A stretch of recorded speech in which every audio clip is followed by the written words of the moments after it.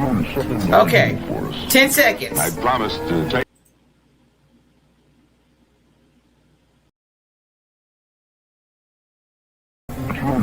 Okay, 10 seconds. I promise to take you to the most wonderful places on earth here. If I can take her in this creation, it must be love.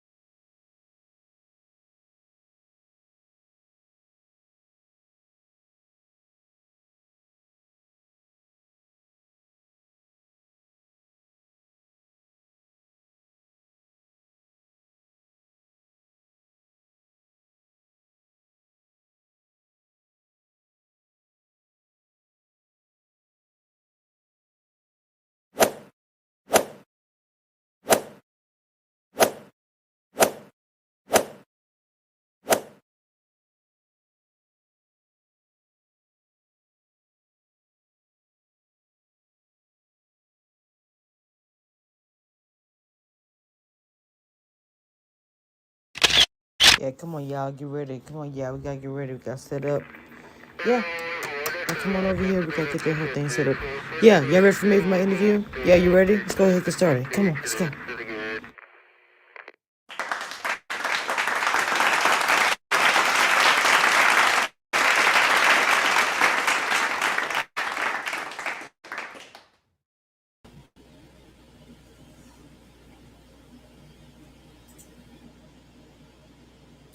Okay, for some reason my computer is like really tripping today. What's going on, everybody? This is the first time I am streaming on. I got YouTube, my Facebook group, Facebook. I think I'm doing Periscope, Twitch, YouTube. If I said already, shout out to everybody who's checking me out in the chat. Come on in, you're coming in slowly. Make sure you hit that like button and subscribe if you are new to the channel, and join the membership if you have not already. We have a special guest today. I've been telling you guys all week. We have Ron from Ready to Love Season 4. There are some questions that I want to ask, and if anybody in the chat has questions, members will be the one to get to ask first. And all I ask from everybody else in the chat who wants to ask questions anyway, be respectful to him as well. I will make sure that I put his Instagram and any of the social media in the description once I finish with the video. I'm sorry, with the live, once we break it down, everything else. So without further ado, I'm going to go ahead and bring this king on. Like I said, again, you got to make sure you got to hit that like button and subscribe. Welcome to everybody in the chat. I see Renee, the realm just saying, Bright Star, welcome, welcome. We got Mr. Ron up here. Is it clicking? Is it up? Did I hit it? Hold on. I thought I hit it. Sitting here. Okay, my bad. Here we go. Hello, sir. How are you? Doing good. How you doing? I am doing awesome myself. I'm really happy that you said you were going to come on here. I think I hit you before. I told you I wanted to talk to you anyway, but one of the few things I ask everybody who's been on the show, which is the generic question, of course, how did you happen to get on Ready to Love in the first place? They basically contacted me through social media. I think I was like one of the first people to get picked. I was picked probably about almost a year and a half ago. So it started way back in previous January. I thought I was supposed to be on the last season. I had some stuff come up with national meetings and stuff like that. I couldn't make that date, and then I got brought to this one. Well, actually, you know what? Honestly, as far as really any big controversy or anything as far as on the show, you really hadn't been attached a whole lot. Just a lot of some stuff with the chrysanthemum. Because for me, I would say this: like towards the end when she got released that day, I always felt like I wonder why you did not speak up for her more. But I was like, I don't know what I was called the gray areas, things that happen that we don't see. So I said, I don't know. But one of the things people kept hitting me up once I was like, okay, I'm going to have, Ron on or whatever. And it was like, well, ask him about the self-elimination. I was like, what happened with this Instagram live or something that you said? I'm not sure you can talk about it because everybody keeps asking me about it. And I was like, I don't know how I missed this about how you did some kind of self-elimination or something like that. Can you speak about that? Well, you got to look at it through like a timeline. So I say this last episode, was a Saturday, following Saturday. Thursday, a week prior to that, I kind of got into it with production a little bit, argument. We thought we squashed it, but you could kind of tell it wasn't squashed. Right. So I didn't feel right, being on there. I felt that, I might get some backlash from that or something. So it had nothing to do about any of my cast members and stuff. Right. Whoever I was dating there, I contacted and said, hey, we're still dating. I'll take you out to, dinner tomorrow. We could, Okay. I could date you better off camera than I can on camera. You know what I mean? I don't care if the relationship is on camera or off. Matter of fact, I'm trying to get these relationships to be better off camera because that's what I really have to deal with. Your schedule, the real competition out here, and if we're gonna make this work, you know what I mean? On camera, you're kind of sheltered in. So I let them know that and say, it's because of productions, but I'm gonna self-eliminate before this gets, I'm feeling the drama coming in for this gets bad. And I basically said it to Alexis because she was because Anthony was already gone then, and she was the main one of concern. And she basically said, don't do it, you're gonna knock us both off. And I was like, I'm letting her know it has nothing to do with her. We still gonna date and stuff like that. And she was like, no, I'm talking about the show. So it kind of gave me a red flag and saying, if she really cares about the, being on the show. Right. Which is okay. I ended up talking to her in production, and they did let me know, I could alter her journey if I did leave. I don't want to mess up anybody's opportunities or what they got going on. Right. So I said, hey, I'll try to stick it out for what it was. But, I wasn't never caring about going to the end or being on the show. I was working, I was losing money every day with my business. I couldn't work. I couldn't do this. It was a lot of work, fun experience at that time. And was loving my castmates and was learning, but it was just a drag. I didn't really care about, stayed on or not. And then when it got kind of more, I felt that I was being somewhat singled out and targeted for certain things. Then I was just like, it's time for me to go. I need to get out of here. And right. You were feeling like the production and everything. It was like, man, let me go ahead for something else. You think something's going to happen. I was like, I'm just going to go ahead and make my exit before something else pops off. And I got whatever. Yeah, because something did happen on the sit down, you know what I mean? And like I said, we squared it out, but I could tell, just my expertise in dealing with people in different settings that it wasn't 100% squashed. So I was like, okay. And they have all the power to control my edit, how I look, what drama, what else coming up, you know what I mean? I have no control over that. So I was trying to get out before I saw it coming, and right. And I stayed for Alexis, basically. Wow. So, well, you did care about her on some level to stay for her. Oh, I cared about Alexis. Right. There was no question on that. Yes. So I did with her. I did basically.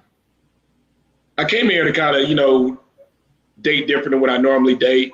I wanted to really hold myself accountable and test why have I been dating okay, but I haven't been able to take it to the next level of marriage and a family. So I came here with dating with intent. You know what I mean? I took 2 months off of dating before I came in here.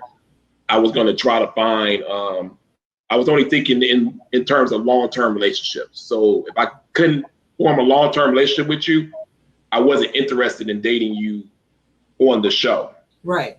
Per exactly. se. Right. So No, that makes sense. Yeah. So with her, I kind of looked at her situation. I saw that, she was a hardworking woman, good mother, fun. And then at the time, you know what I mean? She was saying all the right stuff. I mean, her representative was just strong. You know what I mean? She was great. You know what I mean? Like the stuff, phone conversations that we had, seemed to be chemistry there. And then from there, I was growing attraction from just how we were moving. I got to know her schedule. and she got to know mine. And then, you know, I had to ask myself the tough questions. Can I be a stepfather for a 5-year-old? She has 5 stepkids she calls her own. Can I take them into a household that's my own too? You know, it's a busy Christmas. It's a busy thing. You know what I mean? Right. All the tough questions. And I sat down on a piece of paper and I wrote them all down. And, you know, because I wasn't going to be in a situation where I made promises to this single Black mother and I couldn't back it up in the real world. I didn't want that to happen. Or I wasn't going to try to, what they say in Jerry Maguire, shoplift the pudding from a single mother. Right, exactly. Yeah, I wasn't going to do that either. So I had to be able to back up what I was saying. Right. And as a man, so I had to do the work and ask myself the tough questions. So I did that starting off when we first started talking.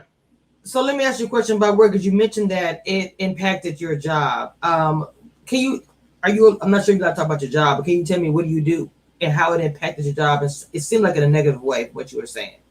Well, not just time wise, you know what I mean? Like, yeah. Well, money wise, losing money is negative to me. So maybe I misheard what you said. Yeah, you losing money when you can't get. I mean, we're filming every day, this and that. You know, I didn't know, they don't tell you up front what, you know, how much time is involved in this or whatnot, and you just kind of thrown into it, and then you're looking up like, man, I can't get, you know what I mean? I can't get to my business and work, you know, like they said we could. They say, oh, you're here so you can work, and then come home, it's COVID restrictions, and then just come film and stuff like that. But it was very hard film schedule.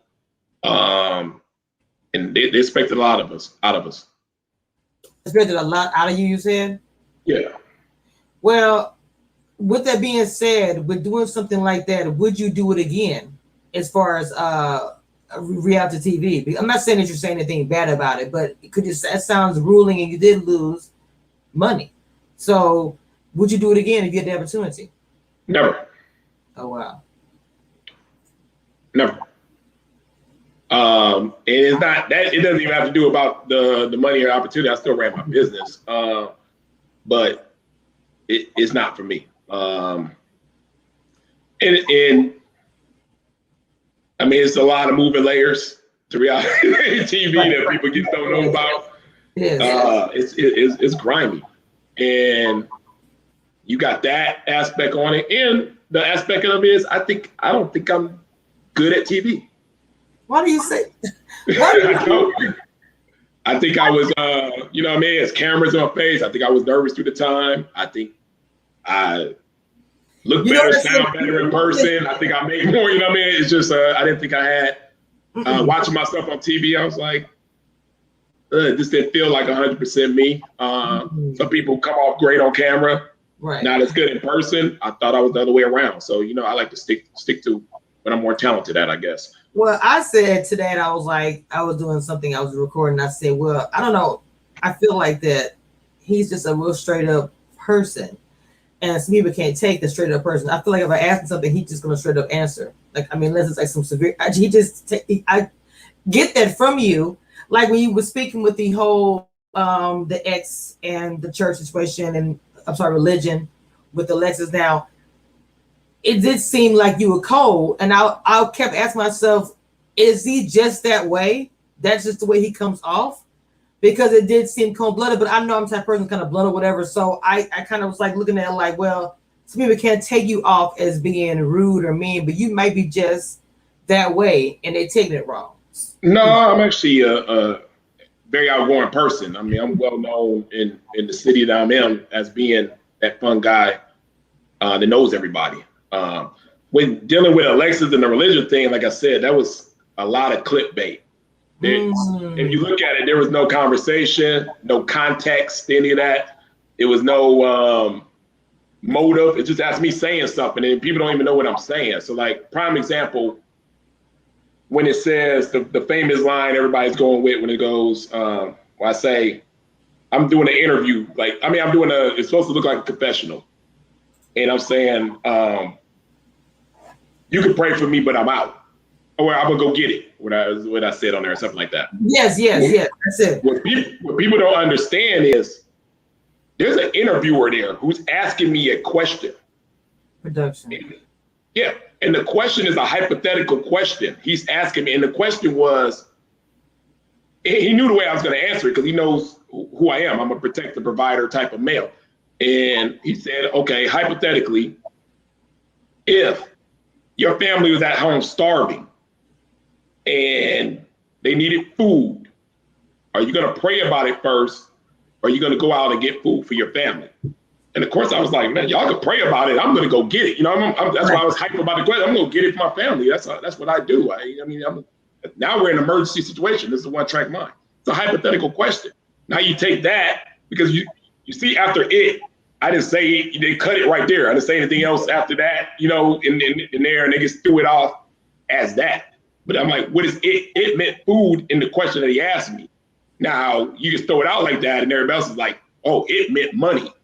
He gonna go get the bag. You know what I mean? Everybody's putting all these different spins. Right. Like, no, it was a question that was edited out, because that's in that room you get answered the questions, and they clickbait y'all. That's basically all they did. So I've heard that quite a bit. Welcome, Light. I think her name is Valentines. Welcome to the Commission crew. Says your words were twisted, which this is really a common thing that I say as far as reality TV, that we get on that people get on there, and then there's always a whole nother story. And I had to learn that myself the hard way. In the beginning, as a viewer, you're like, oh, I can't believe it. The more I start doing this type of situation, blogging or whatever, and talking to people that have been on the show, it's like, wow, we really never ever get the full story. We're getting bits and pieces and bites, and we're not getting the full scope of the situation. And then next thing we know, we are judging this person for a partial conversation, is what it sounds like to me. Yeah, I mean, like I said, the whole religion thing, and honestly, I got to the point with production and all that where, you know, people said, you know, they like this episode. I'm like, man, if it makes it more entertaining, I'll go with it. But I'm not going to go with it on my religion. You're not going to attack my faith and my religion, what I believe in. I have to stand on that against anybody. And that was totally put out there as not true. I've always been a believer. I've been in the church. I grew up in the church, basically, with Big Mama at Oak Grove Church in Detroit. Shout out. Right. You know what I mean? It's always been a big thing to me. Now, I haven't necessarily been in that community, but I have my own spiritual community with my best friend, who's probably the #1 gospel rapper in the state right now. You know, Alexis knows him, and different people who I can count on in seconds that would share prayer with me, or if I need any advice or guidance when it came to that, could call them in the drop of a hat. And they're very important to me. So that them attacking me on that because they know their audience, they know that their viewers are very sensitive on religion, I just thought was not fair. Don't use me for that. You know what I mean? It's just not true. Well, because religion is really a hot button topic. People will get offended very quickly if you attack anything to do with, you know, as far as religion or whatever. I believe in it. I was for that topic. That's why I don't even cover it really, as far as I don't think I really ever have on any of my, because it's just too much. And I know there's going to be like, I don't know what you're going to say. We might not be friends, you know, after this is over, so we can't even get to it. But at the same time, I feel like as far as a relationship, if you're starting one to get to know each other, I always feel like religion has to be part of that conversation, because especially the person is very religious. Yeah. So, me and Alexis, our first conversation on the phone was, talking about way back in the beginning, because even when on the show, in the shows that we kind of like was picking each other and stuff like that, we were dating weeks and weeks and weeks before then. Probably at the brunch date, at date 2. After that, we had that phone conversation that night, and that conversation was about a 3.5-hour conversation. We aired out everything you possibly can on everything. And the reason why how we end up meeting, because we was in each other's bottoms the first 2 days at the mixer and at the brunch. I was like, man, I didn't talk to this woman at all. Let me at least see what she's about. You know what I mean? I'm not saying that it was a super love at first sight attraction. Either way, we were both in each other's bottoms. And she told me, first thing she said was, she did bring up that she's a spiritual woman and things of that nature. I said, do you know my cousin? And then I said who my cousin was within that, that structure. She says, yes, I went to college with him. I was going to do some PR for him for his music and things of that nature. I was like, okay, well, if he vouched for you, then we can continue this conversation even deeper. Called him my cousin. He threw a vouch for her. And then I was like, okay, I need to know what I'm going to talk to her about during this conversation. So I went to her Instagram and I studied. I was like, because I didn't want to get on the phone and not have anything to say to this woman because we haven't talked in the first 2 days. So when I'm listening to her Instagram, the thing that attracted me to her was we had the same values when it came to God. She puts God first, then her husband, which she said, then the kids. That's the same platform I use. So I was like, okay, now I'm really interested. And then when I called her, the conversation flowed, we aired everything out, and we were on a fast track from there. Lady of Class says, Ron, have you seen the Lady Chris since she left off the show? Yeah, I've seen Chris a bunch of times since the show was ended. Do you, as far as the relationship with you and Chris, it seems, okay, you guys are, wait, hold on. Wait, I'm sorry. I missed that one. The real just saying says he did make some not so nice remarks about the church. Well, no, I didn't make no. What I said was that I was in a situation where I left a particular church. They didn't tell you why. I had a very, very good reason where I was doing some volunteer work for a church. They were doing kind of like this pastor retreat thing. I overheard some stuff I wasn't supposed to hear. Yeah. It turned me off. When he came to thank me for the work, he put his hand on. This is a very powerful guy. Right. Rich, everything. I wouldn't shake his hand. I was like, I'm a grown man, you know what I mean? After what I heard there, I had to digest that. I can't directly shake your hand right now. And he looked at me and that was disrespect and said, hey, I could physically harm you. You know what I mean? You can get physically harmed up in this, you know what I mean? And after that, I left. I was like, okay, I can't do this. So I didn't go to church for a little bit then. I was on an airplane. I met a pastor that was sitting next to each other, an older guy. I told him the story, who it was and stuff, and he agreed with me. And he said, I just got a small church in Third Ward. Come to my church, give it another shot. And I said, I would do that. But I said, I just want to sit in the back of my Bible. I don't want to be bothered or anything like that. Just let me do my thing. And he didn't bother me. He let me get the word, talk, and I did that for a good period of time until he died. He was an older man. After that, I linked up with my boy Justin, who I was talking about, with Alexis, and he linked me up with a pastor who does Bible study, and he has like a degree in Bible and knows how to interpret it, to the T. And I was hosting him in my house, and some of the other guys are coming there, and I was blown away from the experience. It was the first time where, I'm hosting at my house. So I'm trying to get, let me go get some pizza for you guys, stuff like that. And they say, no, sit here. We're going to serve you as God served the people, and they're brothers. And I got brothers handing me pizza, in my house and clearing my plate away and things of that nature. And we learning the word. And it was no motivational speech. It was nothing different. It was just straight what I needed at the time and still do. And that's what I've been doing ever since. I've been doing the Bible study. I trust that pastor. I don't like mixing too much finance with my spirituality. I just don't. I think money's man-made. I understand we need it. I understand everybody got to get it, but I just don't like mixing the two 100%. And I know this guy is the type of guy who would drive to Austin on a half tank of dick gas just to teach the word to somebody. Wow. And I feel comfortable. And that's what I've been doing for my spirituality. I don't have to necessarily go back to the church. And I'm not closed-minded to going back to the church. But I told Alexis that. We can go to church whenever you want to. I'm in the Lakewood. I'm in with friends and everything like that on Wednesday all the time. It's just, I'm comfortable right now within where I'm at in my path. So I wasn't searching. Well, not everybody, I even said this in my review. I said I identify with that as far as being part of a church growing up. I'm from Louisiana and I'm from Texas.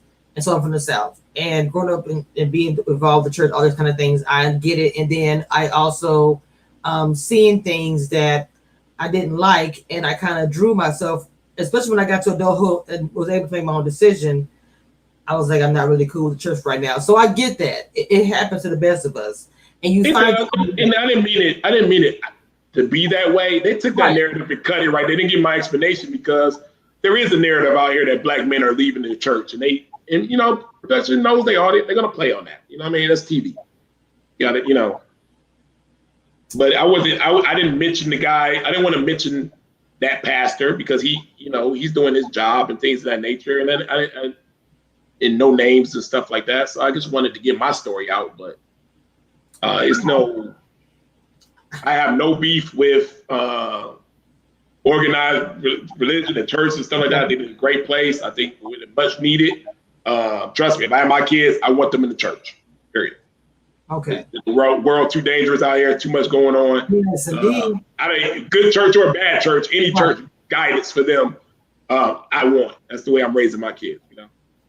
As far as, and I'm not trying to put you out there bad or anything, but the question that you asked more than once, as far as production, because you kind of gave a little bit of tea a little bit when you said what you said, but do you still have any issues with production since you've, you know, because I know taping is already done, reviewing is already done or whatever. So do you have? I have the most issue or beef with production than anybody on the cast times 20. Oh, as far as I'm concerned, I have some real problems. Like, you know what I mean, where I feel they literally almost, it almost took my life. We're talking about that serious stuff, yeah. And I'm trying to give out all the tea, whatever like that. No, but I understand. But I think it's heavy. That's heavy for you to say something like that about production, because I've covering different shows. I've heard so many different things, positive and a lot of negative on different shows, and I just don't understand how far are we going to go to get like a story. I don't know, because of course I'm not there. We're not there. We're just hearing people who are having experiences, you know, saying it's whatever. Yeah, my experience was different than everybody else's. Nobody on my cast can be mad at what I say about it. The production can't even be mad. They took it too far. You know what I mean? Mm-hmm. But that is. Look, I'm glad you came out on the other end, you know, good and everything else, but it does seem like that you still have some kind of this feeling that you really, you know, it's not. Oh no, yeah, they went after my mental health. I mean, I'm still on medication, so it's. Oh my God. Yeah, it's a lot of stuff. Right now, as the world is so heavy, mental health is one of the biggest things on the rise with the whole pandemic and everything else. So, it's good that I could take some positive out of it. I do understand that aspect more, how it can happen just like that to anybody, and how much non-control you have. Mm-hmm. And I do want to use that as a platform to help other, you know, especially black males who are too cool to go and ask for help or say anything about it. Because I had to ask for help. I called production on HR, and I had to ask for help. I had to ask the people who I felt harmed me to help me, which is the most degrading thing I felt as a confident black man before, who had all this stuff together, ever had to do. But I knew I couldn't do it by myself. You know what I mean? I needed some help to get through that situation. But because you had to ask for help to the people that you said that actually inflicted the pain in the first place, which was hard. But a lot of people do not ask for help under any circumstances. Any circumstances, when I'm trying to get the word out is mental health is real. It happens just like that. You don't have the control that you think you have. Get some help. And it's cool. It's cool to get some help. Don't act like it's not cool. I'm still cool. You know, I'm still the same person working through it. And you could do. It's cool to do it. Don't let anybody discourage you from that. You know what I mean? Ask for help. And my castmates were there for me. They came through. Wow. Shout out to Joelle, KG, AJ, Dietrich. From the guys, they've been showing so much support. It's been ridiculous. So shout out to my brothers. That's good. Yeah, because y'all did have, it seems like y'all bond was super, super thick. The guys' bond was good on the show. It was really good. Yeah. So that was real. That was real. You could tell that was coming through the screen. Why do you think that the ladies who had any kind of, and I'll say this, even the freaking frack, they got so much negativity and they had their own bond. But when the men had their bond, it was so strong. Why do you think they were different? Well, the men bond was a different bond. It was a more of just a respect bond. And cool, we were none of the men were hanging out with each other. None. There were no guy friendship hangouts all the time. You know, it's not even that now. It's good men. We were all good men, real recognized, real brothers and stuff like that. So it just feels, if a man just checks up on you once a week, that means something. That don't happen all the time for a guy you didn't grow up with or things of that nature. So that was where the bond was. I could call up any of these guys on the phone and say, hey, brother, I need something or this, or can you give me some advice on that? And I know I'm going to get an honest answer. It wasn't no competition thing with the guys. We were just kind of there trying to do our thing. You know what I mean? Trying to date, trying to make a connection, trying to see what it was. You know what I mean? We all kind of understood each other. I think with the women, it was a little tougher because, like, prime example, I can't really use freaking Fred as an example or Kristen and Stacy because they made their friendship so early. So you knew to even, you could try to date them both if you want to, but you knew they were friends. So you could even date one, or date the other one, but it was no secret. You knew right away. It was all up to you to how you wanted to play that. With other women, they were making bonds later on. Now that caused a problem because you're already dating this girl, and then they become friends. Now, your text messages are getting shared from one girl to another girl. You know what I mean? They could team up and kind of play you. You know what I mean? There's a lot of different aspects that could come in later on. Doing that. The men, we never talked to each other like that. I knew who some of the women were dating. I never called up none of the guys and said, hey man, can you give me a little advice on what's going on with her? Or what was, we never did that. And I think that made a difference. Let me see. The Real Just Saying says Kyra and Venetia had a YouTube show and they said that you did not have to do what production asked you or suggested you to do. You did it. You can say no. I said no to a bunch of stuff. Kisses and stuff, they tell you, I've said no to a lot of things during there, but that my issue wasn't that. My issue wasn't that they made me do anything. My issue is it goes deeper than that. Mm. They run the show. They're telling their story. They're running the show, so they can edit you any way they want. They can set you up. They can set you up. They can go to somebody and say you said this, and it could be a total lie. It's a lot of things they can do to narrate your path.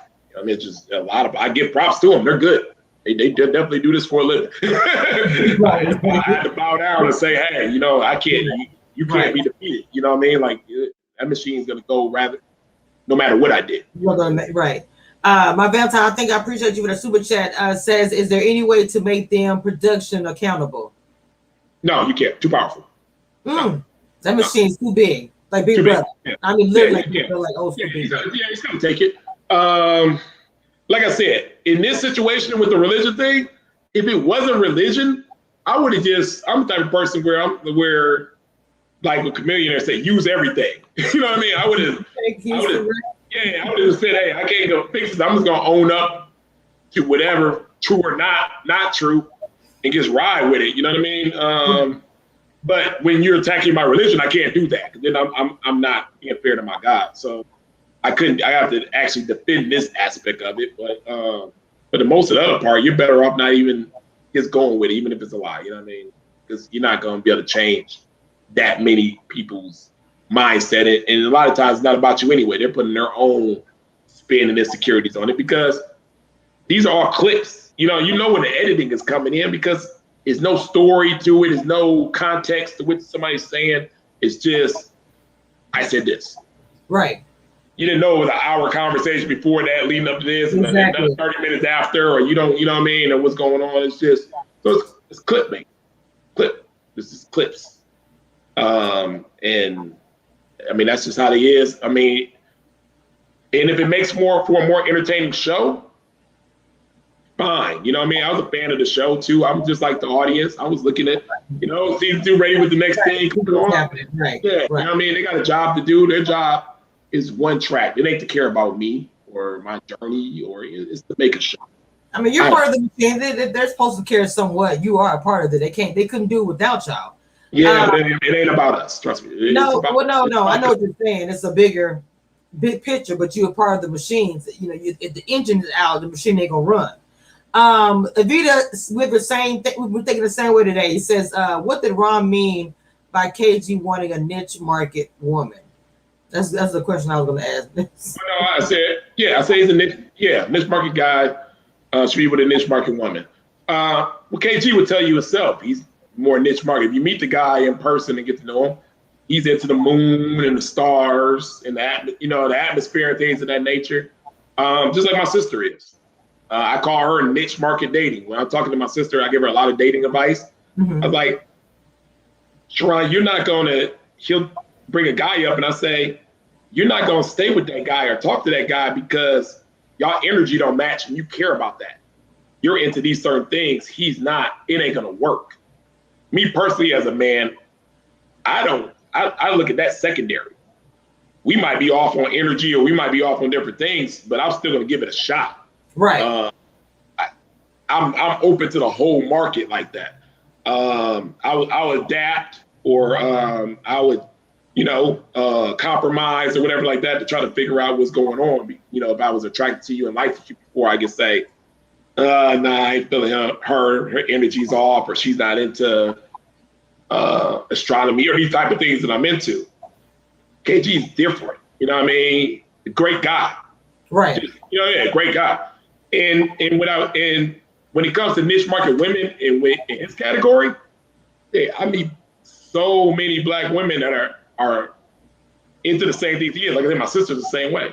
So I know he has no problems. Hundreds and hundreds of women in his inbox, more than probably all of us combined, because those type of women that like the same things he like, vice versa. Don't say yourself short. Now look, you had like a little couple of women coming after you. Now look, I was feeling for you. You was in that club and you had the one here and one here. I said, Lord, and I said, all he was doing was dancing. I was like, what dance? I didn't know where. I'm thinking I'm just on it. Like Chrisantheium said, I'm thinking I'm just on a date with Chrisantheium, and she's meeting my friends. Mm-hmm. I didn't know she wasn't meeting my friends. That was crazy. Mm-hmm. And then, but we making it work. She's getting to know them. Everything was going good, and then all of a sudden, I feel like a presence. I'm like a Alexis. I'm looking at the mirror in the back because I'm very familiar where we're at because I know this club very well. I'm like, I feel Alexis. I'm like, I'm not thinking nothing of it. Right. I'm back to the conversation with Chris, and then she comes floating in with her grand entrance, and I'm like, what is going on? And then I'm getting, okay, I get what's going on. You know what I mean? And at the time, I liked both of them very similar to almost the exact same amount. So I was trying to give each of them the same time, in the same presence. And, I didn't like the way that scene went down. I didn't like the way it showed at all. Yeah. Because it did. I mean, it was unfair. It was unfair to Chrisantheium. It was 100% unfair. That ain't how it went at all. Chrisantheium had a great connection with my friends. They did speak highly of her. We were vibing. Now, Alexis came in. Now, Alexis is a communication major. Let's get that there. This is her. She's in TV broadcasting. This is her game. So in a situation like that, of course she's gonna show better than probably anybody who would have been up against her. So, and she came in a little prepped, what was going on. So, did she kind of run the conversation and lead the conversation? Yeah, she did. But I was looking past that in my head. I was like, that's what she was supposed to do. Okay. Yeah, but Chrysanthemum did fine. Like I said, it wasn't the way they made her leave off. Is like she didn't want a relationship. She did it. They were answering all the same questions the same. So when they say like, when my friend asked, "Oh, do you guys like to travel because Ron might get up and go and be gone, like this weekend and things of that nature?" Alexis, they didn't show her part, but she said, "Oh, I got a flight pass. Oh, I like to travel. I get up and go too." They're answering back and forth. Or when they asked her the question of my friend asked, "What are you doing to keep the relationship spicy?" But there, Chrysanthemum did her little piece, and Alexis come her sexual piece. She on it. So they were answering it back to back. So it was no answer that disqualified anybody or that separated anybody. Yeah. Did you know that she was coming? Did you know Alexis was coming? I didn't. We talked earlier that day, and she wouldn't tell me. So she played that part a little bit. So yeah, I didn't know. Like I said, it took me by shock when I'm feeling like, because I've never seen a 2-person. And when I watched the show before, I never saw a 2-person. I don't remember seeing a 2-person meet with the friends. I thought it was just gonna be me, Chrysanthemum meeting the friends. I knew somebody was gonna meet my friends, but I just thought when I saw Chrysanthemum, it was just one. And it made sense to me because me and Cassandra have been on the most dates up to that point. So yeah, I didn't know she was coming in. But Jason had 2 dates. He had Kyra and Liz on. Well, I mean, that was the first time I ever saw myself. I watched the shows as well. But yeah, they had the 2 date thing too. As I mentioned, and I was like, this is new. So it's a curveball thing. I didn't expect it. And like I said, it ain't like the guys talk like that on the phone. The guys didn't talk on the phone like that at all. So it ain't like Jason could have hit me up, even though I'm close with Jason, and be like, "Hey, right, man, I got you. No, I get that. No, it's just that when it came out, when she said I had no idea, and the attire I had on, I thought I would just go, And then there was a lot of people questioning, saying, "Okay, well, who knew? Did you know? So and the attire thing, like I said, I thought Cassandra looked great. I was commenting on it, said it looked nice. My friends are fun-loving, good people. Nobody looked at her and was judgmental on how she was dressed. That was not the issue at all. That's just social media making it something different. Of course, they're gonna do that anyway. She's right. We were in a club. You know what I mean? Like there was alcohol and bottles. You know what I mean? And trust me. Production was being so cheap up to that point. I was spending all that, whatever was on that tab, I was spending. For real, like that was the real date of Uber. I felt with some money I actually got all the time. So I was going. Oh my God! Let me have another drink, please. For real. So let me ask you about dating in this situation, the show. Would there be anything that you would take out of this in dating now that the show is over in your real life? Yeah. What I'm looking for in a girl, I used to think, I'm big on affection. So I was like, I need an affectionate woman. My love language is touch. I need this, and that. Now, the core values are just so much more important. To me, integrity and accountability is 1 and 2 first thing I'm looking for in a female, period. Right. I need a woman that if somebody said, "Hey, I could make you Beyonce, but your man gonna have to do you got to set your man up for a 40-day bid in jail or something like that." Oh snap! She could turn that down for me. I do that type of integrity, and it's very important. That type of loyalty, that type of integrity towards me, and what I do for her. So I feel like. That changed my whole perspective on that, because when opportunity is around and the game is going on, some people would do some things that you would never expect them to do. I'm not surprised by that. Yeah, they'll do some stuff you would never expect. You would look at that person like, how could you? You know what I mean? Like, but, when the opportunity's thrown around and stuff, some people want to, some people want to have a different, and I'm old school. I'm from Detroit. We from the G code.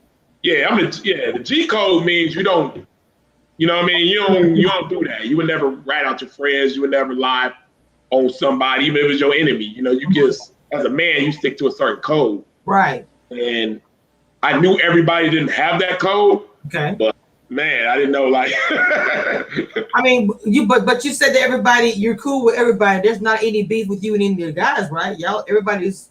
No, me and all the guys are fine. Yeah, okay. No problem. Okay. So as far as you said you would take someone with you as far as dating, the experience in the beginning. Let me ask you a question. Do you think anybody can actually fall in love from this experience? Another person or whatever, could literally find love. I know that Mario and Riva, what you know about, like I think is the only one that we can say out of the seasons. You can. The thing is, y'all have to have the same short-term goal. It ain't about. I came in with long-term thinking. It was the wrong mindset, right?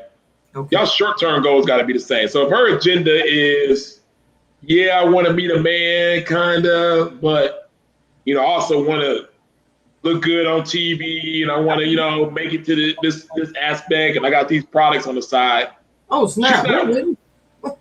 She's not wrong. She's not wrong. She's doing exactly what she's supposed to do. She's doing it, you know, or he's doing exactly what he's supposed to do, if it's vice versa. But if you coming in naive and you don't have any of that, and you just came to date and you're really looking for a partner and stuff, it's going to be a situation there where you guys are not be on the same page. That's not going to get you through to the next step. It's going to end up turning each other off. You know what I mean? Or anything can happen. But if y'all agendas are aligned, where you just, you know, you were just a person who was really looking to meet a person, and that person was looking to really meet a person, and you guys have physical attraction, and you got enough time to spend with each other, because those dates are important. You gotta understand, we're locked in COVID.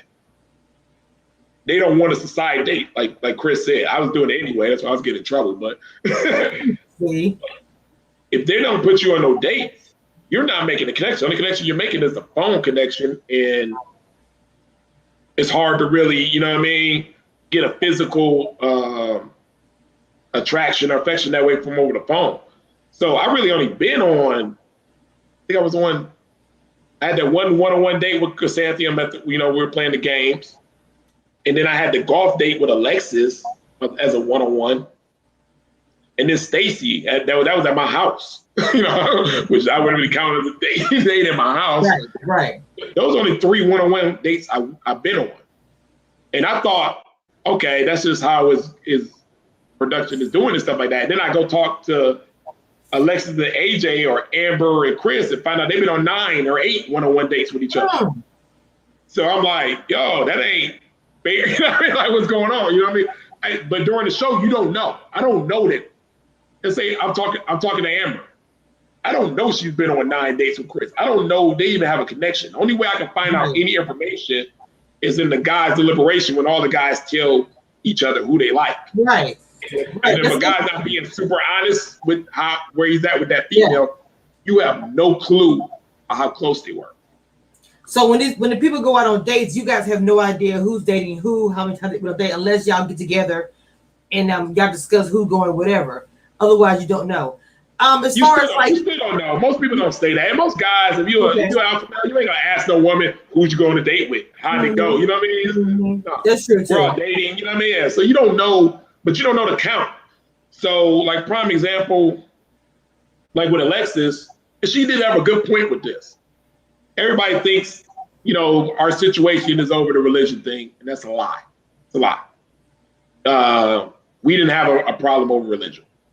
And that, I know that for a fact, because before we sat down and had that conversation, we had a 3.5 hour conversation on the phone the night before. Okay. Our problem was over AJ. And she liked him. And because they have been on 8 dates and she's very physical, you know what I mean? This and that. He was able to build a physical attraction where he felt comfortable enough to be like, yeah, baby, come here, you know, bring her close. Yes. And, you know, and make that vibe with her. I only been on 1 date with Alexis to that point, and I took her out for Valentine's Day. I spent my own money and set up everything after that. That was off camera. People didn't see. That's when me and Alexis actually had our first kiss. Oh, and see, we didn't see any of that stuff. That is crazy. See, that's what I said, that people do get disappointed when they hear you guys speak and say this, that, and that happened. Like the fact that you didn't have that many dates. What I'm saying is, are production choosing who they want to be at the end or who they want to be dating? Because if this person had 8 dates, this person had 2. I mean, obviously their bond's gonna be stronger. Well, they're trying to match it up. To their defense, me and Alexis threw everybody a curveball, right? Like we said, we went from each other's bottoms to each other's tops. So then we're telling production, it took them a while to actually believe it. And then they're like, okay, this is real. Let me throw them on a date. But, we're late in the game then, still. So it was kind of, I was never going to match as many dates as she was with AJ earlier. You know what I mean? That just never was going to happen. Okay. And because of that, he had more, to be honest with you, he did have more chemistry at the time with her because he had more time physically around her. And I wasn't trying to plan too many side dates with her because every time I talked to her at the end of the day, she girl be tired. He's in hair, makeup, this, interview, working. She got the kid, picking up her kid, making sure her kid's in different recreational sports and things of that nature. I'm like, what I look like saying, hey, get a babysitter so I can take you out to lunch here. My thing was, after the show, we make it to the end and she's the right woman. And what I need to do is I need to get into that household. I need to meet that kid. Because when Jason stopped talking to her earlier, he told me, he was like, yo, your way to get in is through her son. You need to be able to have a relationship with her son. And the way she treats her son is amazing. One of the things, highly things I'm very attractive about Alexis Witt is that she's a great mother. Beautiful. And so I'm trying, and my mindset at the time is, okay, wait till the show's over, we freeze up in there, date her, meet the kid, get okay with the kid, the pastor, the kid's father. That's why Alexis never brought up religion. I brought up religion all the time, not because it was an issue with Alexis, but I wanted to make sure it wasn't an issue with her ex-husband that was the pastor. Because if he didn't feel 100% comfortable with me around their kid, I knew I would never get into that household. You know what I mean? Right. So I used to bring it up all the time. That's why I know we didn't have a religion problem, because I brought it up every other day. This cool, what's going on here? And she goes, no, she hasn't been to church in over a year. She has, you know what I mean? So we had no problems with that. Well, we didn't have a problem. I'm sorry. Our question in the chat was going to be kind of, do you think that you had enough time to, it kind of lines in what you were speaking about earlier, do you think you had enough time to get to know the ladies, to even get a connection? And it kind of sounds like you did it with the whole 9 to 8, the ratio of 9 to 2 dates. Time was tough. Like I said, because you got to get over the representative and things of that nature. Like even with Chrysantheium, I was not ready for Chrysantheium to go. I didn't let Chrysantheium go. We were still, I would have did anything for another week, because we were actually finally making progress. Chrysantheium's a slow roller. Like she said, you got to work for it. She ain't giving everybody her time and stuff like that. But she's being herself 100% through the whole thing. Like I said, that so-called, when they were talking about fake woman, was the realest woman on the show, because it was no representative. She was being herself. So, and I finally getting the wall down, all that. And then just like that, she's gone now. And then, I'm still trying to date her off the show, keep that momentum going. And then it just kind of. Okay, but do you think that you were fighting for her, honestly, at that last little bit when the guys were speaking? You said something a little bit. I think you said, I have a connection with her, like, I don't know what y'all doing, but yeah. I was here's the thing. I did not have a clue that she was in danger, because Santa did not have the lowest votes. I'm looking at the vote count. Only I can go is by the vote count. Here, every guy get their votes. And she did not have nowhere near the lowest votes. So at that time, I'm thinking she's safe regardless anyway. But if somebody's talking down on her, of course I was going to speak up for her, like I did. Like, no, she hits me up and she's this and that. I knew that KG had a date with her before then, and he was kind of talking about the date. I felt that it was a negative date, but I'm like, come on, KG. In a normal situation, if we was at a bar or something like that, you wouldn't walk up to a chrysanthemum and connect because y'all are way two different people. Right. Like I said, yeah, that ain't part of what you like or even what, you know what I mean? So don't over talk the date like it was wrong. I wouldn't do that to like Joelle. I wouldn't, you know, I love Benicia like crazy. Right. But she didn't want to have kids. So I wouldn't go on a date with her knowing I wasn't going to date her because she didn't want to have kids. And then in the deliberation, she had some, you know, some lower votes be talking crazy about her. You know what I mean? In front of Joelle. He's gonna look at me like, oh, what you doing? Like you are, you know, right. You was never connected to her in the first place. Like it's just, yeah. They said that you and Chris was a good match. What made you choose Alexis over her? I didn't have enough time. So you got to put in this situation. I'm thinking long-term relationship. That's it. Yeah, I'm not thinking about trying to make it to the end or anything like that, or you know, nothing but a long-term relationship.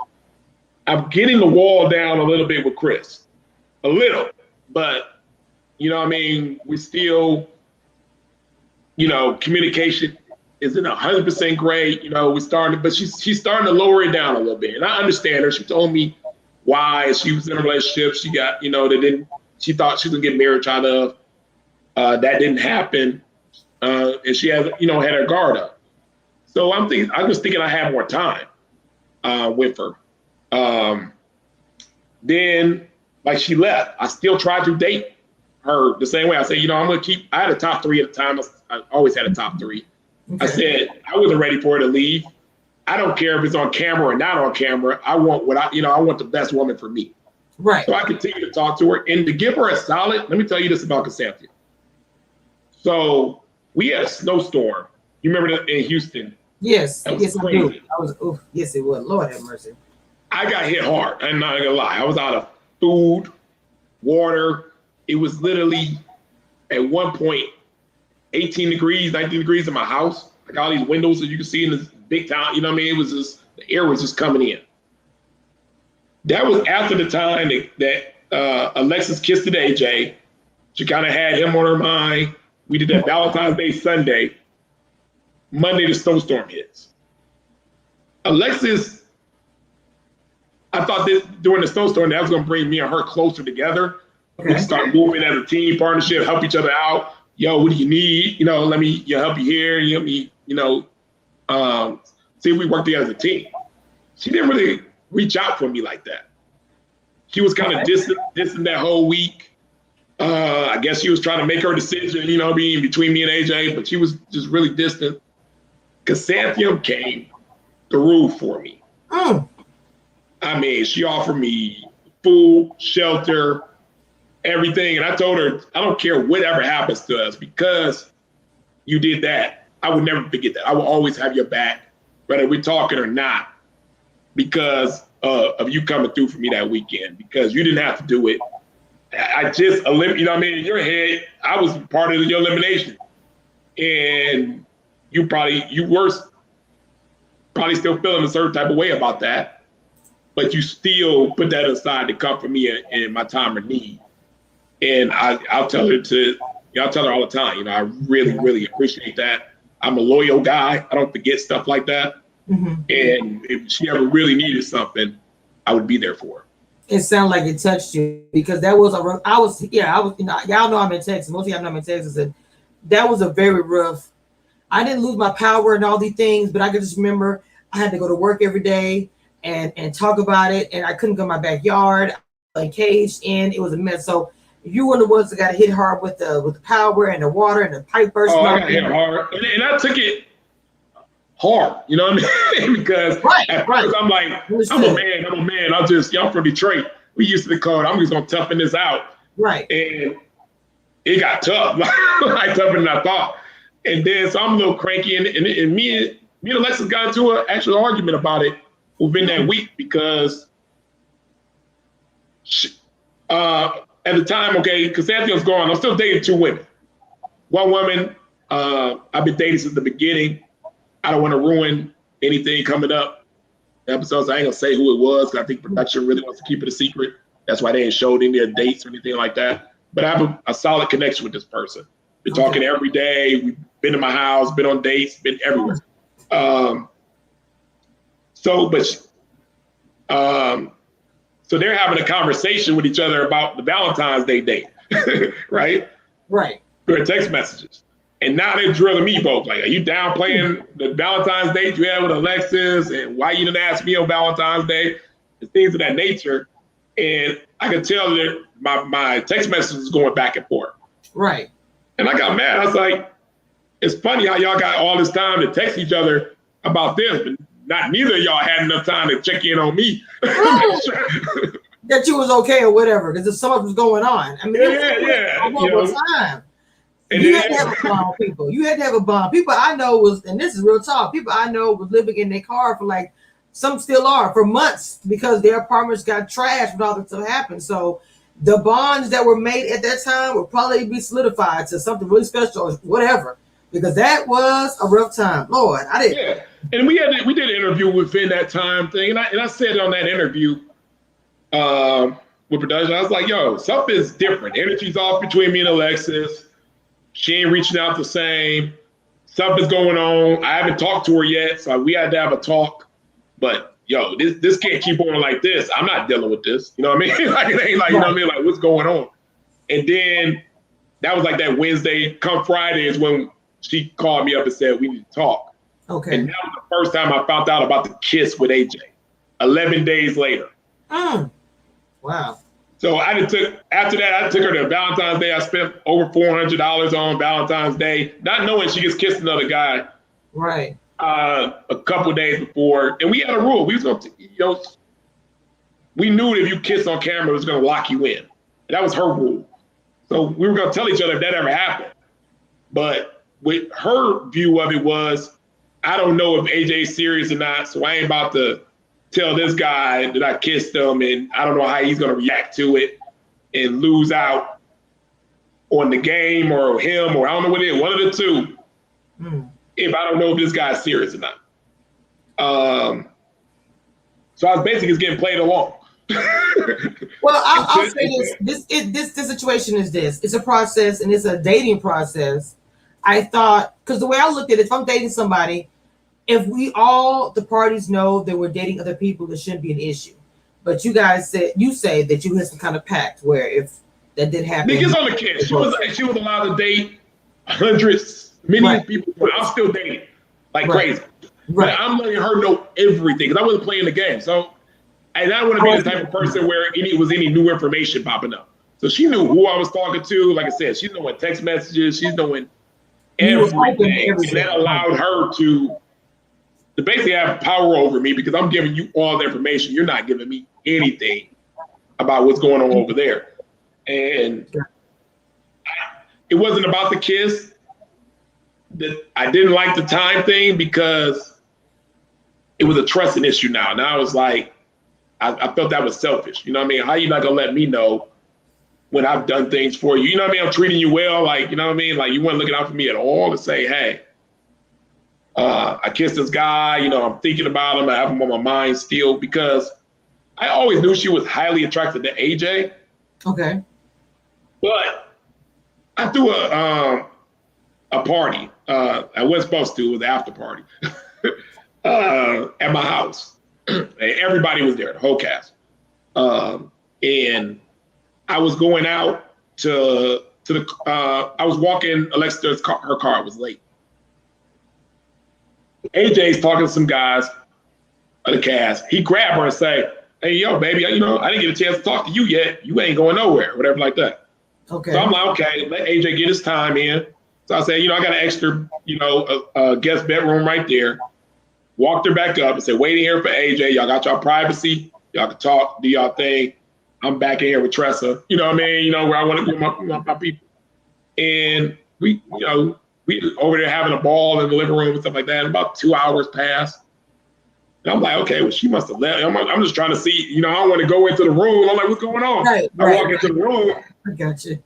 And she's still there. He never came back up for her. Left her there 2 hours. I had to get her and say, oh my God. You need to go home. You know what I mean? You got a kid. You know what I mean? That is cool. And I walked her out. And I knew she felt the type of way about it because, you know, I'm dating her. She didn't even really tell me bye like that. She just zipped off. So I was like, that should tell you right there. I don't know how serious, you know what I mean? To Right. you, yeah. But, and we talked about that. Me and her had a conversation and she was like, this and that. But she's still attracted to him. You know what I mean? I knew, you know what I mean? I knew that highly and stuff like that. So when he turned it on, and I understand that from dating. You know what I mean? Somebody that you're highly attracted to, they gonna get away with some, with some things. I mean, you know? that's not That's no for me lie. too. I mean, I can't blame her for that. You know what I mean? But if Beyonce walked in and started turning it up to me last minute, this is I'm true. gonna be looking towards that. Now, with my dating experience now, I done got to the point where I'm like, wait a minute, you know, I ain't that much changed since then. What's going on? I might ask, you know, the tougher questions, but most people are going to be thinking like, oh, I got a shot with the person that I was highly attracted. They're coming, you know, they're getting charming with me now. They're taking me on side dates, you know, this and that. Not, you know, what's going on, but, you know, hey, this is an opportunity. This is what I really kind of probably wanted, and I have a shot at it now. And you take that and you partner that up with, you've been on 8 dates with this person, y'all have some chemistry. The bond is strong. The physical aspect is there, the touching and feeling. And we only been on 2, you know what I mean? And I wasn't that affectionate with Alexis because when I'm watching it with AJ, they had this sexual bond thing going on. She didn't play to me like that. She was playing to me like the spiritual little, you know what I mean, little girl. So I didn't feel comfortable. I didn't feel comfortable putting the bad boy skills on. You know what I mean? Let me play devil advocate with this. Now you can't. That's kind of not really. Of course, I didn't see everything, but just from seeing that, what I saw, it's like not really fair, kind of, because it's like, okay, you didn't do it. He was aggressive, so maybe she played into what he was doing, and I don't know what she took from you. Like if a woman is seeing from a man that he is like that, grabbing her and all these things, it looked like a surprise to me when you grab her. I mean, to me, but and the man is not doing that, then she's going to think that he's not ready for that all kind of touchy feely thing. So I'm not in her head or anything. I'm speaking as a woman. No, I take 100% accountability for that, and the reason I do is that grab and affectionate and pull thing and all that little type of stuff. I actually do that better than AJ. It's one of my strengths. I just didn't get a chance to portray that because I'm not thinking about, man, let me still romance this girl. I'm thinking long term. I'm thinking, hey, you know, we're building, we're going towards this. My priority is to try to get this family structure here to work and us to be able to bond on a higher level right now. I'm thinking that other part's easy. You know what I mean? Like, yes. Yeah, you know what I mean? For me, you know what I mean? Personally, it was easy to me, but she didn't know that.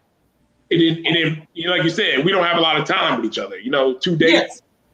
And that's not enough time for me to feel comfortable enough to do that. It's not enough time for her to really feel it. You know, it was some sparks on our golf day. We're hugging and gripping each other, you know what I mean? But it wasn't enough to where she needs it. And it's a big deal for her. She is, you know what I mean? She likes physical touching. Yeah, she likes all that. There's nothing wrong with that. You said that. It's her body. Before. Yeah. A woman's body to me is a woman's body. Do whatever she wants to with it. I've never judged a woman or anything like that. So that's fine. Let me ask you a question. Somebody in the chat said, the super chat earlier said, I'm sorry, I can't have my glasses on. My glasses are broken. Any ladies sent home you feel you missed out on?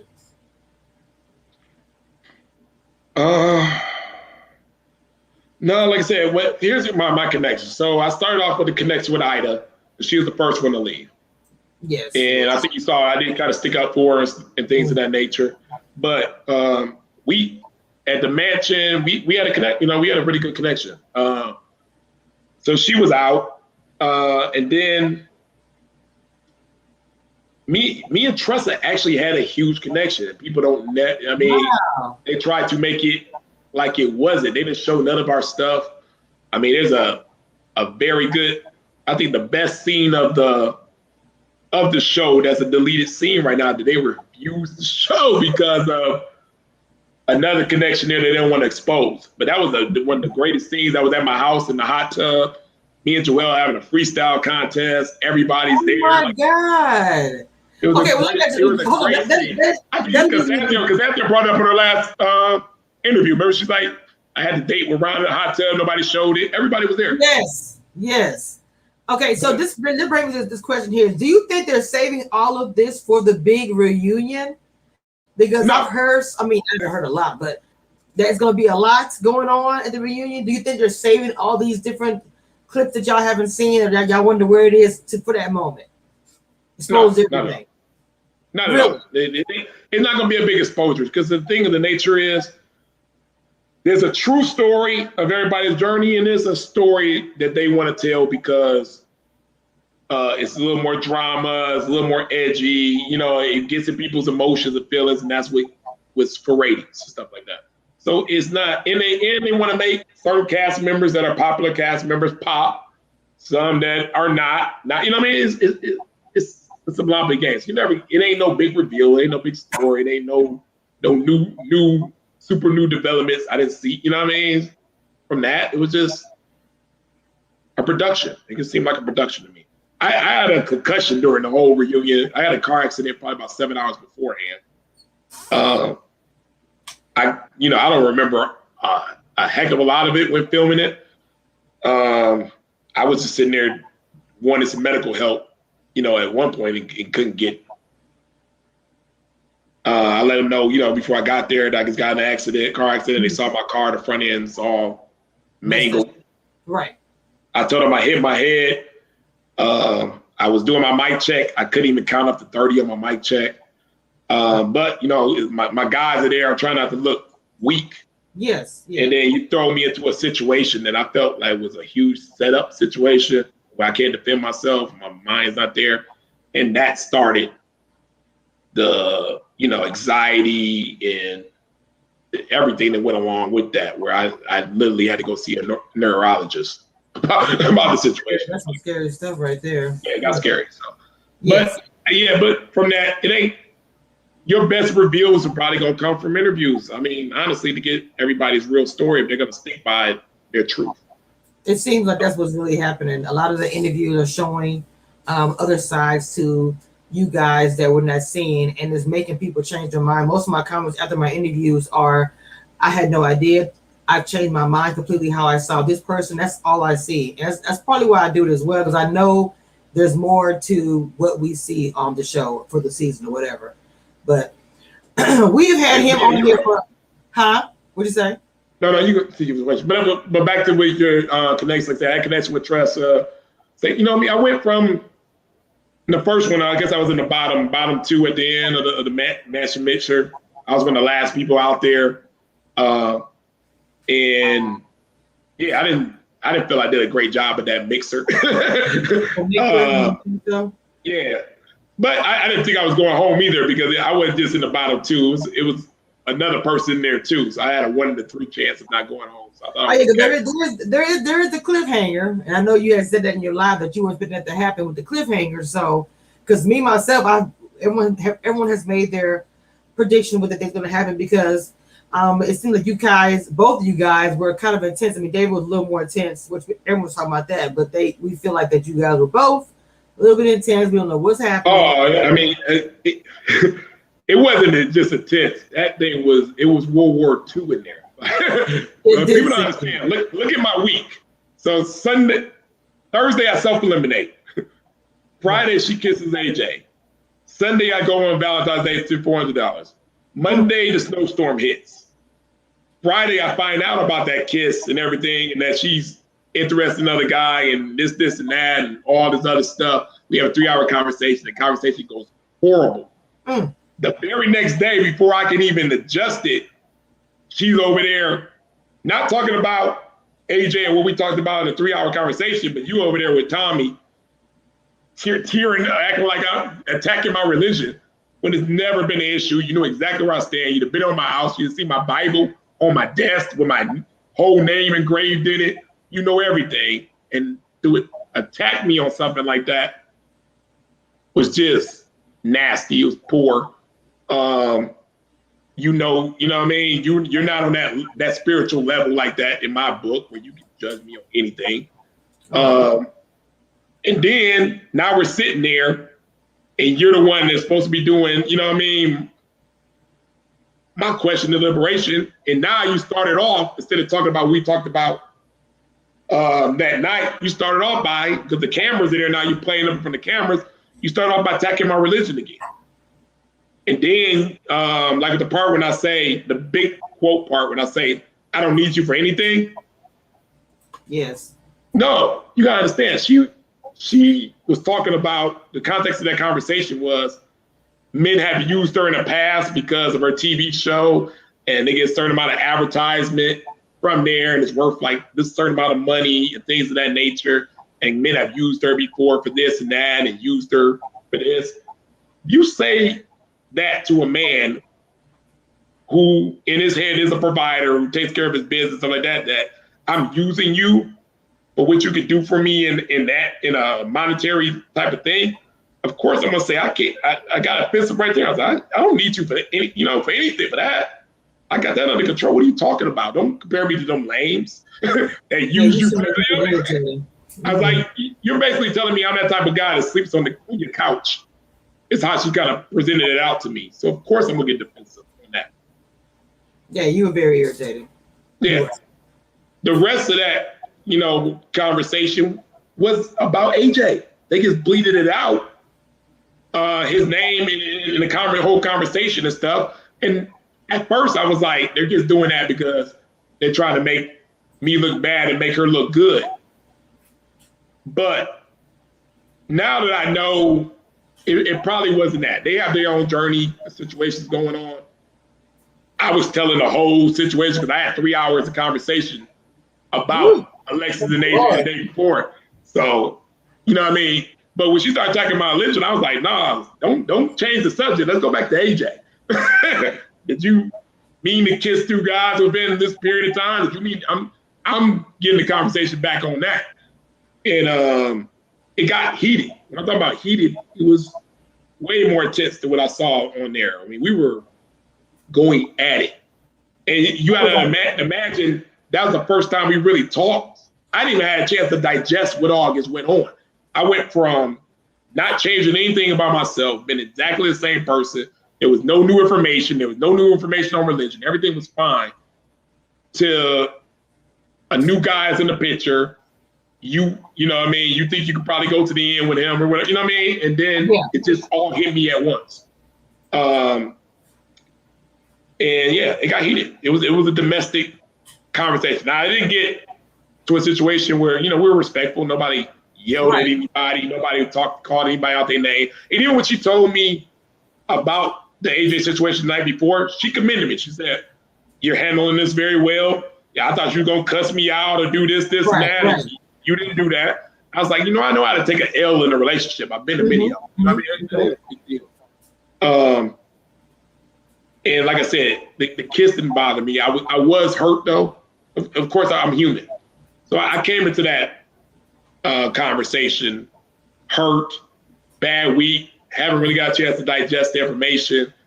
And then, like I said, when I come in, you're not giving me the respect and the dignity to say, hey, Ryan, I know we already talked about this 3.5 hours.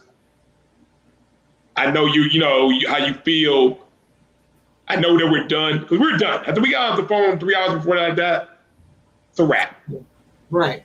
You kiss a guy, don't tell me for 11 days. I don't have to be with you. You know what I mean? We really don't got too much more to talk about. But so I felt she didn't give me the dignity of saying, hey, let you have some dignity, some respect, this, and that. No, you want to go attack my religion? And you know how I feel about that?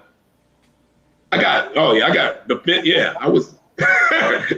Yeah, you was hot under the counter. I have over 100 people in here enjoying running the chat. I need everybody to take a few seconds to hit that like button and subscribe if you are new.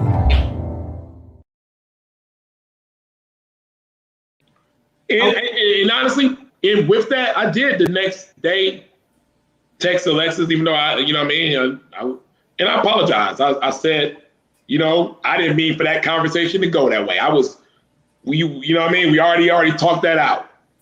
You know what I mean? I thought I came in 100% done.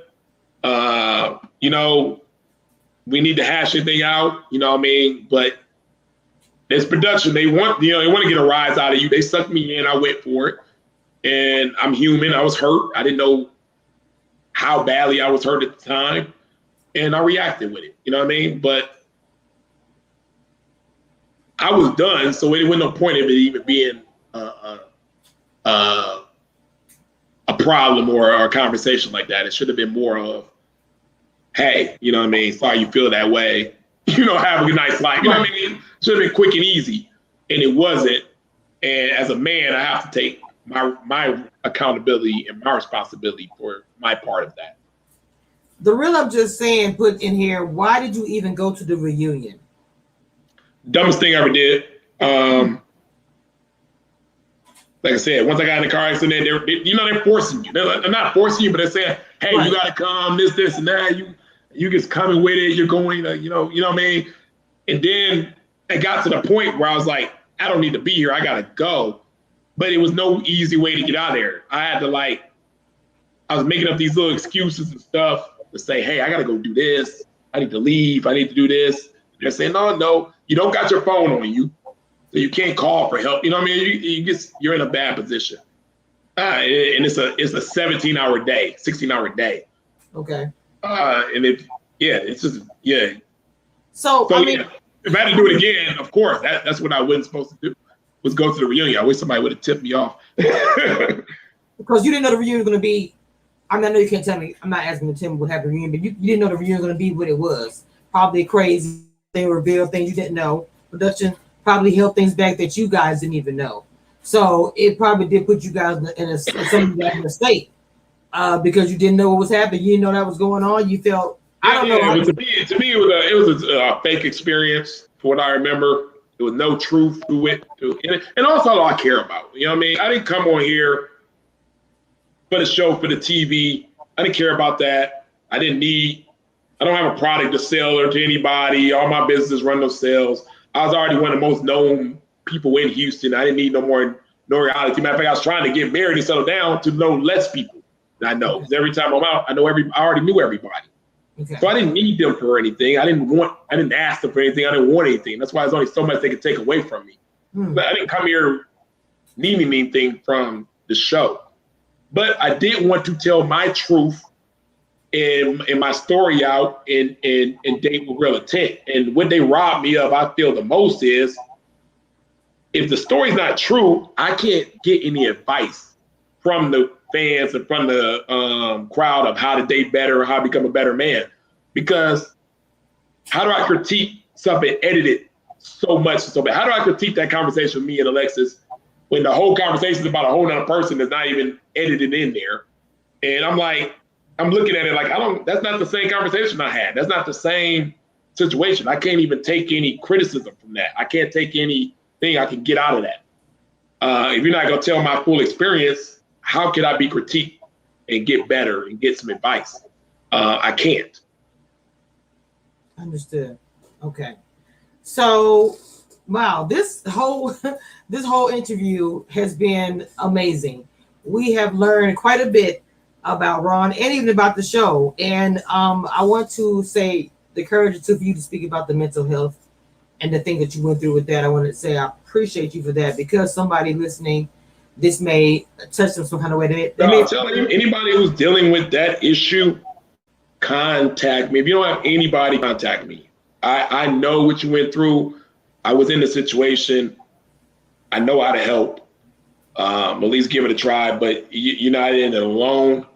I'm talking about any high anxiety, any depressional issues, any suicidal thoughts or anything that comes to your mind like that. You can't control your emotional reaction. You find you know what I mean? Right. You don't have to be in that state. You know what I mean? And I was finding ways to kind of cope with that on my own and stuff. At least I came in very mentally strong person in general. I never had that problem ever in my life. So that's helped me kind of get to where I am now and then fighting it. But I definitely want to help others. Well, I appreciate you coming on and being so transparent and saying things you say and just coming on here, period, to my channel, hanging out with me in the Community Reviews crew and just speaking your truth. Like I said, it probably helps somebody else out there. And please, I will have his information.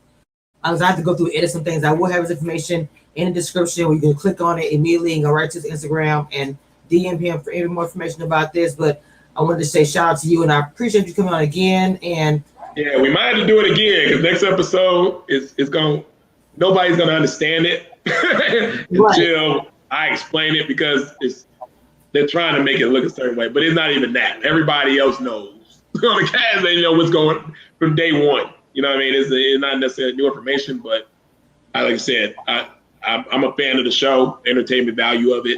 I don't want to ruin it for anybody, but if anybody has any questions about what's going on, they will. Somebody need to, address me on that. And also, let me say this, because the niche market thing did come up. Me and KG are not enemies at all. I know production's gonna try to pin us against each other. When I went through my situation with the mental health, he was the first person to check on me. Love that brother for that.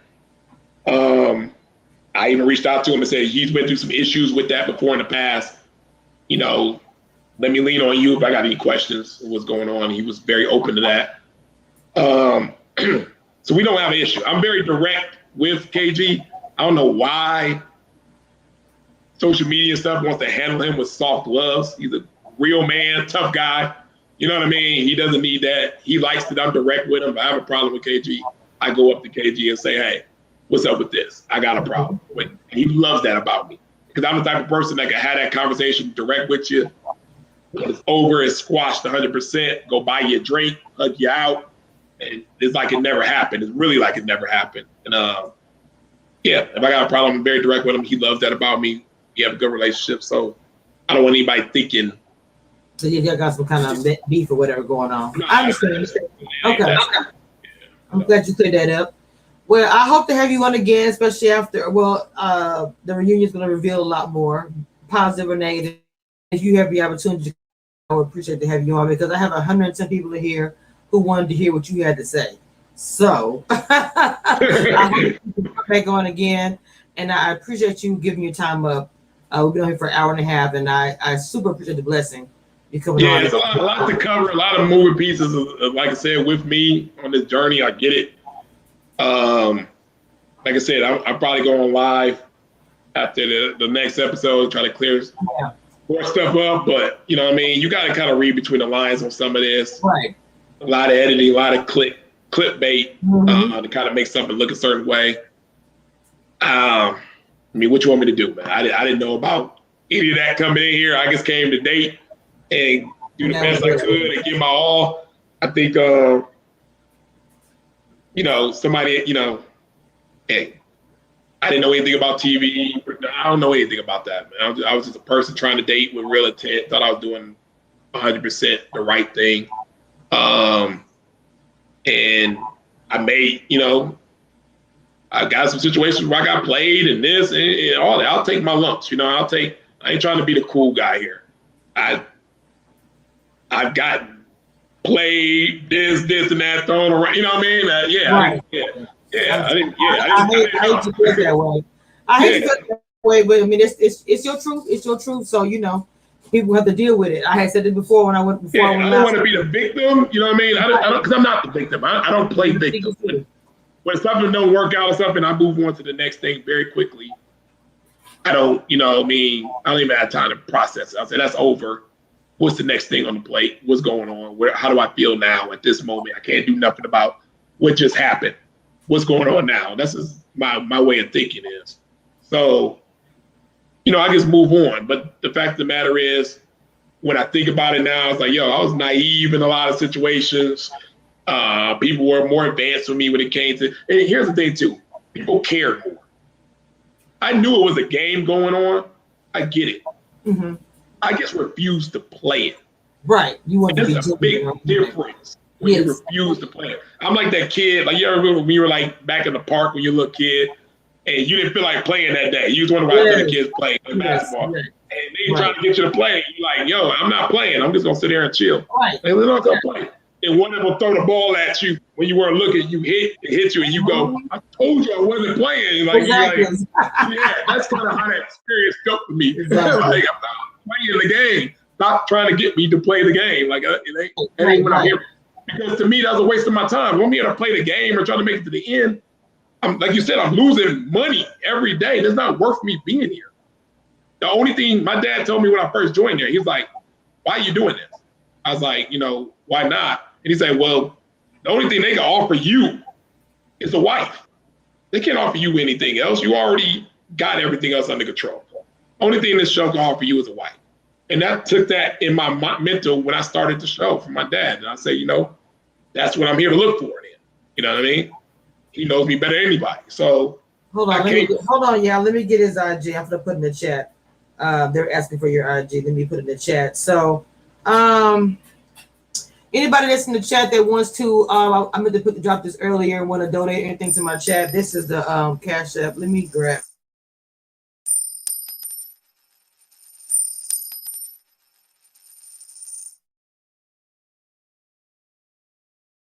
This is his Instagram. I just popped it in the chat. Go ahead and grab his link, and y'all go follow him over there.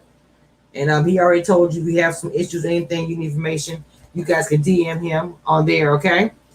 I'm about to let Ron go ahead and do the rest of his afternoon. And this was a delightful interview. Like I said, I hope to have him on again. And also, he will be going live, he said, after the next episode, because this is a cliffhanger. And I'm pretty sure things are going to happen that he's going to be speaking on again. So make sure you guys go follow him on Instagram so you guys can see him when he goes live. And I'll be there as well because I want to know what happened to the cliffhanger. It was just too intense. So that last thing we saw with David standing up and then Ron getting mad. I'm like, ugh, so much is happening. But much respect, sir. Much respect. You did a reality show, and I don't think it was easy. From what you say, there was a lot going on that we don't know about. And I think a lot of our eyes were widened from your interview alone. And I wanted to say, I appreciate you coming on. Yeah, like I said, it wasn't necessarily for me or my experience, but I love the show. I'm still a fan of the show. I'm watching DC next season firsthand. Like I've always been a fan of the show. So from an entertainment value, production does a great job. Great show. Castmates are wonderful. They're genuine. Man, some good people in this cast, man. And I'm talking from all of them. AJ to David. Yeah. Benicia the real deal. Liz the real deal. Kyra's cool. I mean, you got some good people great that will look out for you if you really needed them to. And then you ask for somebody. You know what I mean? I know we all get a lot of social media and people with their opinion and stuff like that. But if a person's a good person and you knew you're a stranger, you knew you needed something from that person, and they would take the time out their day or their wallet or whatever they got going on to help you, we can't ask for too much more from people these days. And we had a lot of that on this show. People that I can tell. It's my favorite season. I can tell. There's a lot of I don't know. This is my favorite season. Also, my favorite season too. My interviews I've done. I've done this 2 years in a row, and you guys are my favorite. The love that you guys have shown my channel, the blogger. Most time they act a little funny with that. They don't want to deal or whatever it is. And y'all watch me, see my stuff, and then support me. And I haven't seen a season like that. Y'all are very genuine. That's all. That's Houston's finest for real. I'm in Texas, so I know how I go. It's a southern thing. Everybody said they're ready for the next episode. Okay, guys. Well, I'm gonna go ahead and let him go. So support, yeah. Check him out on his Instagram, please. Okay. And until next time, I'll see y'all. It's the end.